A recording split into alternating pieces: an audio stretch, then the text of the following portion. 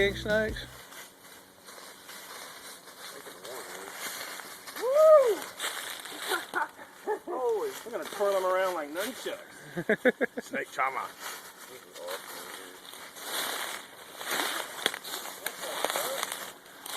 Yeah.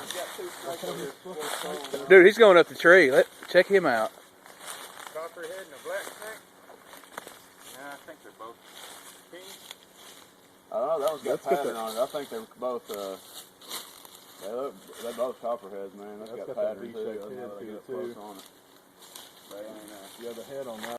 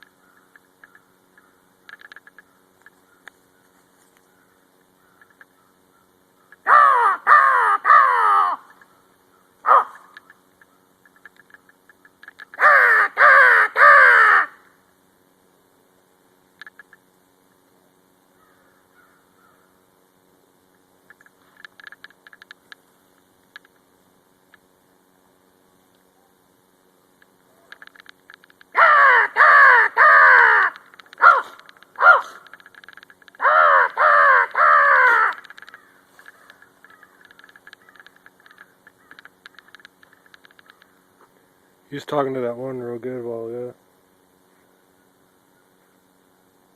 He's still.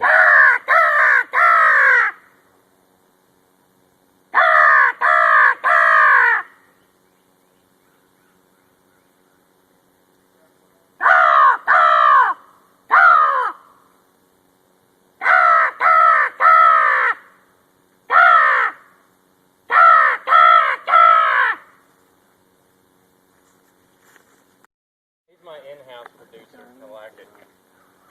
Okay, so this is just, so what I'd like to do is while we wait for this water to get filtered, and to get clear, I'm going to put you like in a backdrop that's kind of like what we've, been showing you in for the last 3 days, and just get you talking about, this is, who you are, what Sigma-3 is about, what are some of the, the skills that you sort of, from a survival standpoint, teach people who are coming from all over the country to do. Sort of what is your hope and goal by the time that they leave the school? Like, what are the skills that you ultimately want them to leave with? And also, sort of like how you are not just that you're not just sort of teaching class here in instruction at the school, but that also that you're putting that message online in all kinds of informational videos that you can post and people can learn from. I think that there's an actual there's a physical school and a virtual school that you're trying to get the message about survival skills out to. Great. Perfect. Sounds good. Let's go do it. Let's do it. Let's do it. Is this like a demo to him, or is he not? Is this the camera? Hey, can you guys look this way real quick? Cool. Oh, really? Okay. Yeah. Do you want me to say something? Sure. An You action shot? you guys want to? When you do this, just now. No. You guys want to identify yourselves? We're yeah, I guess. I'm Michael H., cameraman. I'm Brad H., producer. Who do you represent? Okay.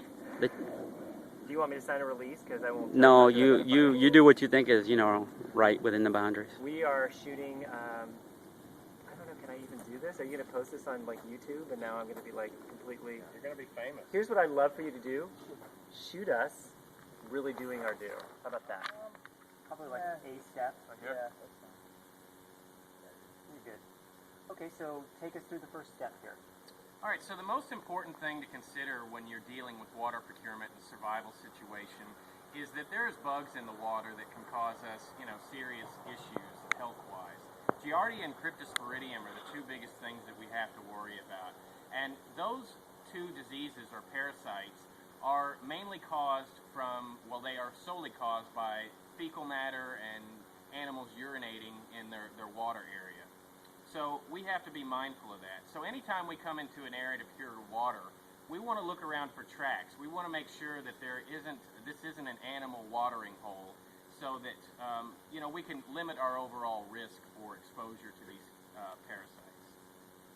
Perceptions about water procurement in the wilderness. Everybody thinks that you constantly have to be boiling everything in order to be entirely safe.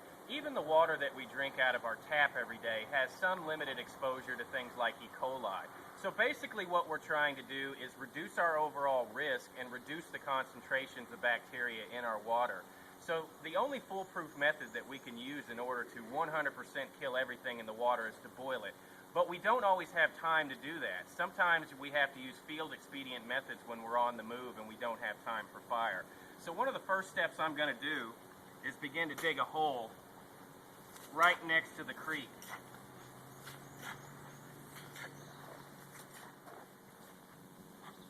So what is the benefit of doing this, or what does this step do in terms of the quality of water that you're actually pulling in order to procure?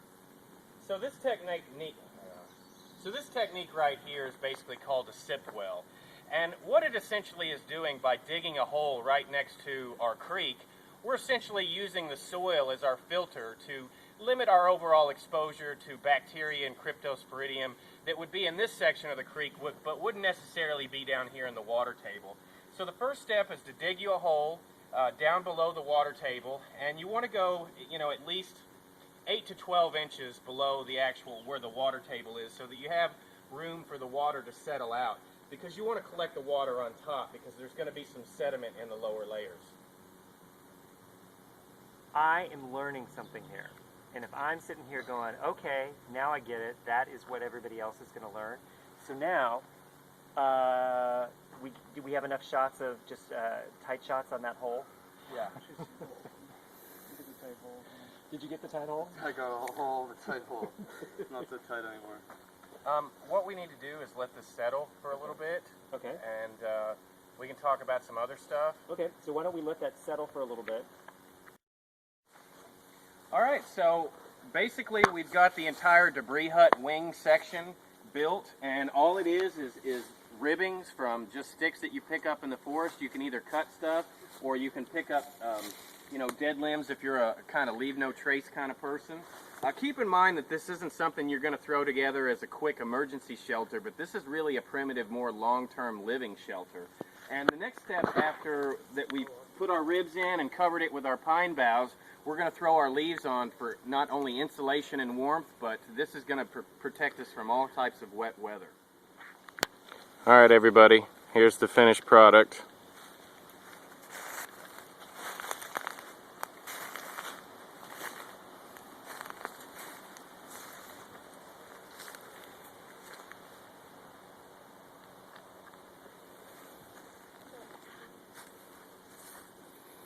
The debris hut.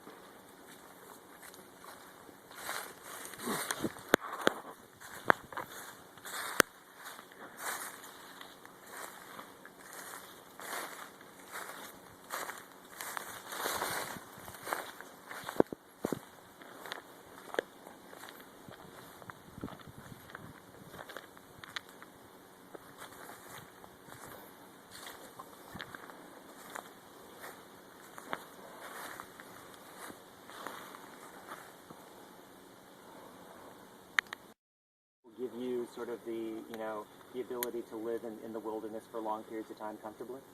This kind of which you want me looking at the camera or at in YouTube? your YouTube, I okay. think. So this kind of go ahead. Are you rolling too? So this kind of structure. Wait, give me that again one more time. This kind of structure will allow you to live for long periods of time comfortably. Until you can return to your life. Outside the woods. I don't know. So this shelter will essentially help you to live longer amounts of time in the wilderness, whether it be on a bug out, or maybe you're just into primitive living skills and you want to, take a sabbatical from society. This is the kind of structure you're going to want to build in order to be comfortable on a full-time basis for longer periods of time. Awesome.